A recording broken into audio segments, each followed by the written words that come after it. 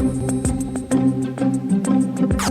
News in 5. News and developments making headlines around the world in 5 minutes.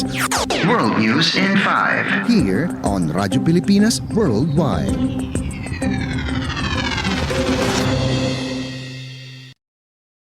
Good day! This is World News in 5 here on Radyo Pilipinas World Service. At least 24 people were left dead in 3 separate armed attacks in Mexico, including a number of law enforcers as violence hit areas in the country infested by drug trafficking. In the latest incident, security officers in the municipality of Coyuca de Benitez in the state of Guerrero was targeted by unidentified assailants. In a statement, the state prosecutor's office said that at least 13 people were killed and 2 others wounded in the attack. Prosecutor Alejandro Hernandez earlier confirmed that at least 11 members of the municipal police force were among those killed in the onslaught.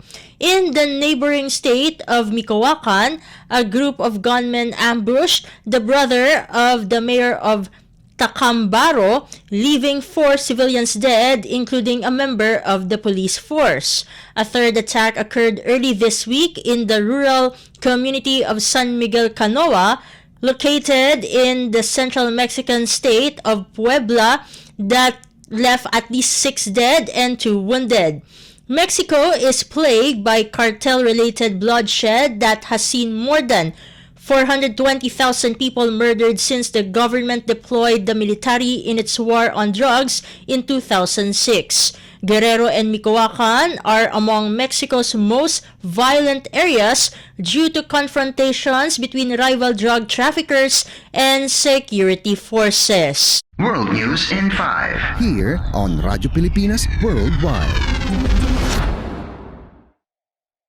In other news overseas, Iceland Prime Minister Katrín Jakobsdóttir took the day off on Tuesday to join thousands of women across the country to push for greater gender equality. According to organizers, Kvinna Fri, or Women's Day Off, was staged to raise awareness on gender-based violence faced by women in Iceland, as well as the systemic wage discrimination. Prime Minister Jakobsdóttir postponed a cabinet meeting to show solidarity with Icelandic women. 2/3 of the Prime Minister's office, comprising females, did not report to work and participated in the strike as well. A number of schools, libraries, and even banks in the Scandinavian country was also closed throughout the day, showing the scope of working women in the entire island. The strike marked the 7th time in the country's history when women marched the streets in the name of gender equality. The first movement took place on October 24, 1975. World News in 5. Here on Radyo Pilipinas Worldwide. News from the Philippines Foreign Service Post, Philippine Ambassador Noraline Hubayra Baha presented her credentials to the President of the Republic of Mozambique, Felipe Jacinto Nyusi, as the Philippines' non-resident envoy to Mozambique. In a tete-a-tete after the ceremony at the office of the President in Maputo, Ambassador Baha and President Nyusi expressed the desire of both countries to deepen relations. Both officials agreed that the establishment of a bilateral consultation mechanism would provide the impetus for strengthening relations. They noted that cooperation in areas such as agriculture, culture, education, skills, training, and tourism, as well as exchange of official visits, would move bilateral relations forward.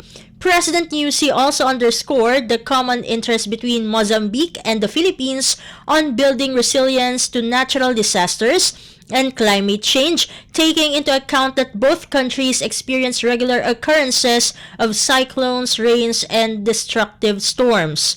Philippine Honorary Consul Donald Ramos Tulsidas and Attaché China Abaygar accompanied the ambassador during the ceremony. The Philippines and Mozambique established diplomatic relations on March 27, 1997. World News in 5. Here on Radyo Pilipinas Worldwide. That concludes today's edition of World News in 5. For Radyo Pilipinas World Service, this has been Steph Vicente. Good day and stay safe, everyone. World News in 5. News and developments making headlines around the world in 5 minutes. World News in 5. Here on Radyo Pilipinas Worldwide.